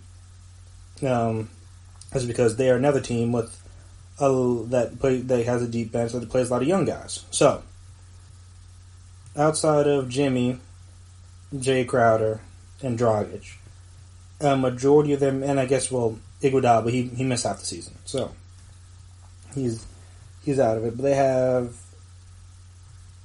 so if you don't count him, and even, I guess, why would Jay Crowder missing all these games? Or maybe it's just, because I guess after you get traded, don't they restart your games or something like that? Because there's no way Jay Crowder only played 13 games. That doesn't make any sense.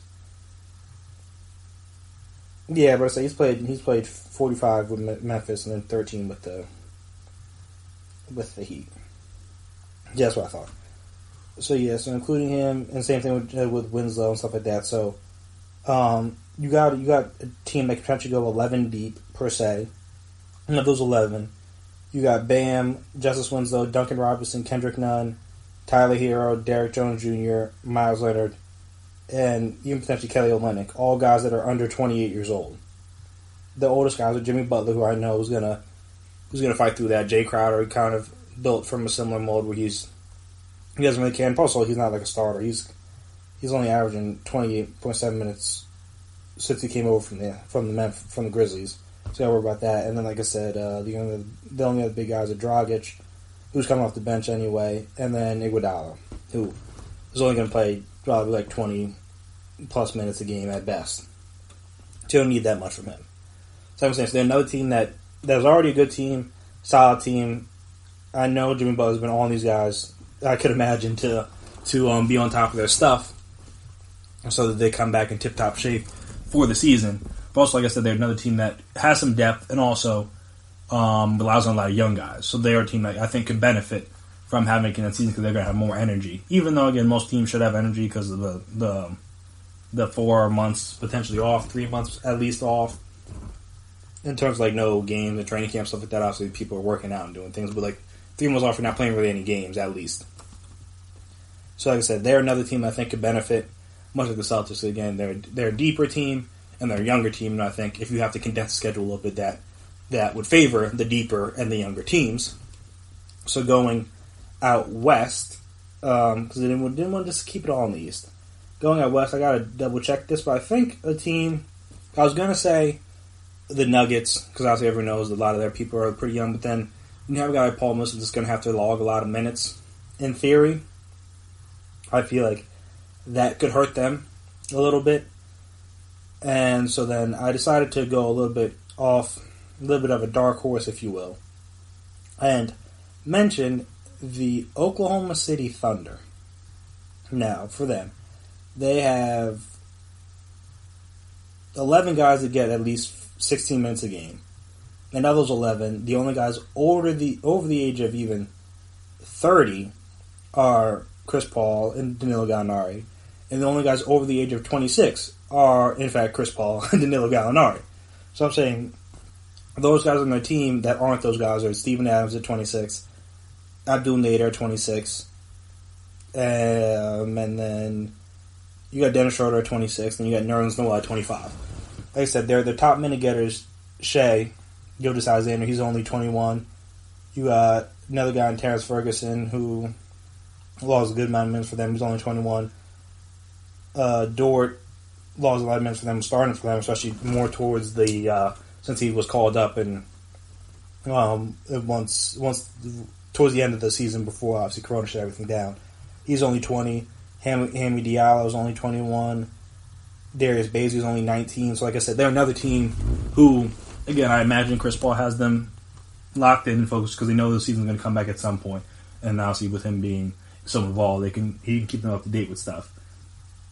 But then again, and he's a guy that keeps himself in good shape, and he's been healthy this year at least. I'm still not worried about that, him having injuries coming into the season. But again, they're a team that goes, at least during the regular season, 10, 11 deep depending on the game. And then they mix and match their rotations as well. So that helps them. So like I'm saying, so teams like that where they have a lot of young guys, especially with a team like them where they're not going to have that kind of pressure where you need to and the Lakers needed this season to come back because this is like potentially one of LeBron's last few shots to get a title. Thunder don't have that kind of pressure on them. This isn't like do or die. Obviously, it's a playoff, so you want to win, but it's not like it's not life or death for them. So again, that and also then the inexperience could help them because you don't really know about the pressure of the moment yet. And even their younger guys like Shea, he played in the playoffs last year with the Clippers. It was part of that massive comeback that they had against the Warriors. Fought them hard too with the healthy Warriors team with KD, Clay, everybody, if I remember correctly. No Boogie, but everybody else. Or did Boogie? No, yeah, I don't think. Or did Boogie get hurt in this first round or second round? I don't remember. I think it was the first round. We have relatively healthy Warriors team and took them to 6. Hard fought 6 too. So I'm saying, so even guys like that who are younger started that playoff experience. And like I said, a majority of their team is 26 and under. That's going to be logging the minutes in the playoffs. So they potentially have the energy at least to hold up for a condensed season. So like I said, them, and then I was going to go Grizzlies. Again, the youth is on their side, but again, with them trading away some guys, don't really know how that'll go. So I'm going to go with, if they make the playoffs, the Pelicans. And I would say that because obviously this time off is allowed, in theory, potentially, the Zion to get in better shape. I know that was the big thing. Even though he was looking perfectly fine and perfectly healthy towards the end before the Rona hit. Obviously, that was the big thing. Just like, oh, he needs to lose some weight, blah blah blah, whatever. But again, they're another team that is chock full of young guys. They have 3 guys currently that log over 17 minutes per game that are over the age of 29. So you got Drew Holiday, 29, J.J. Redick, who's 35, Echon Moore is 30, and Nicola Melli, who's 29. But as I said, you got Jackson Hayes, 19, Brandon Ingram, 22, Lonzo Ball, 22, Zion Williamson, 19, Josh Hart, 24, Derek Favors, 28, Kenrich Williams, 25. Even Jaleel Okafor, if he gets some burn, is only 24. So again, they're another team that if they are able to get into the playoffs due to the COVID Cup, they could be another team that could surprise some people and shake some things up. Especially again, I mean, it's not good for Zion per se, but again, with all this time off to get the meniscus and knee and everything right, I know they weren't really playing him. I mean, I guess no. By the end, they were giving him like regular minutes. I don't know how they're doing with the days off and stuff, but again, even outside of him, they have a younger team to where, in theory, they should be able to do that. And also, they play a good amount of guys anyway. So it's not like again, even if you had a younger team, but they only go 7-8 deep at best, then it'd be hard for them even in condensed format to kind of keep up, because again, you're going to tire those guys out. But when you can have a team that can potentially go 9-10 deep, and they're also young, so they have that energy, could work out. Again, I don't think any of these teams are going to win the championship per se, but I think they could at least give some people some scares, and also maybe like the Celtics or the Heat could potentially get to the conference finals at the very least. Just because again, they're good teams, and also like I said, if they have to play condensed season, they're young and they're deep. And again, that doesn't even count for teams like the Bucks, who I mean, that goes without saying. The Nuggets, I know they had a deep team in the past. I don't know how deep their team is this year. I haven't really had the chance, and I don't, like I said, it's been so long since sports have happened. It's hard to remember who was good, who was bad, who was playing well at the time, who was logging more minutes than they had in the beginning of the season, stuff like that. Like all that stuff kind of is hard to remember because we haven't played in like 3 months. You're getting close to. But yeah, so these are just, like I said, this doesn't mean anything per se. Like I don't think any team's going to win the finals. But in terms of if they have to do a tighter, condensed season, I think these are some teams that may be better suited for that format. Again, if it's more traditional, and all bets are off, then you're back to Lakers, Clippers, Bucks, teams like that. But if you have to do is you got to keep it a little bit tighter, got to make sure we finish on time, or like finish on time as in don't go too far in the football season, then teams like I said, the Celtics, Heat, Thunder, Pelicans, potentially if they get in due to the COVID Cup, could be some teams that can make a little bit of noise. Like I said, may not win, but they're going to be tough outs, and also you may upset some people. But yeah, so that was just my opinions on that. If you agree, you disagree, like I said, reach out to us on social media if you agree with that. You have your own bounce back players. Maybe you feel differently on MLB players and their salaries. Maybe you think the prorated salaries that they'd be getting, or the extra prorated salaries, they'd be getting the extra restriction they're getting on top of their prorated salaries, I should say, are good enough. They shouldn't be complaining. Maybe you have your own playoff format that you want the NBA or you wish. I guess maybe the NHL's kind of set on theirs, but you want the NBA to try. That's maybe similar, different to the COVID Cup, or similar to the 1-16 format. Maybe you have your own ideas, and if you do, feel free to reach out to us. Twitter, Instagram, Facebook, we're all in there. So you can, like we said, we can talk, we can chat, we can debate, we can discuss is what it's here for. Also, if you like what you've heard today, like what you've heard on other episodes, please subscribe to the podcast. Make sure you never miss an episode. Make sure, like I said, you're always on top of when we drop our latest stuff. Also, if you could please as well, give us a 5-star rating, write us a review. Again, if you like what you've heard today, like what you've heard in the podcast in the past, be very appreciated, very helpful. See what you guys like, because it's like all that fun stuff. But that'll do it for me here today on the GSMC Sports Podcast, presented by GSMC Podcast Network. I want to thank you guys, as always, for listening to me talk and discuss sports. Also, before I get out of here, I want to make sure, again, I know states are opening back up a little bit more now, so more people in theory are going back to work. But for those essential workers out there that have had to work during this whole time, like I said, nurses, first responders, grocery store workers, police officers, firefighters, doctors, people like that. If I miss you, I'm sorry, but whoever the essential workers or whoever was deemed essential delivery people, all those guys that have had to deal with this corona stuff and haven't been able to work from home and have had to have face-to-face interaction with the people out there, Americans out there who may or may not respect the disease as much as would be beneficial for your safety and for their own safety. I'm sorry about that, but again, shout out to you guys. Also for those people that work in like restaurants that are starting to open back up, or bars potentially that maybe starting to open back up, waitresses, bartenders, stuff like that, all you guys.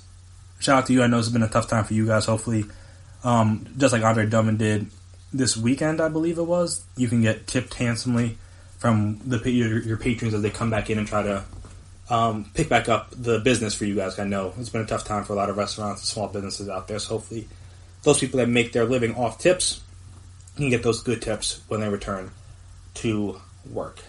Like I said, that'll do it for me here today. I've been Chris Blades. I want to thank you guys for listening. As always, that has been my time. And until next time, peace out.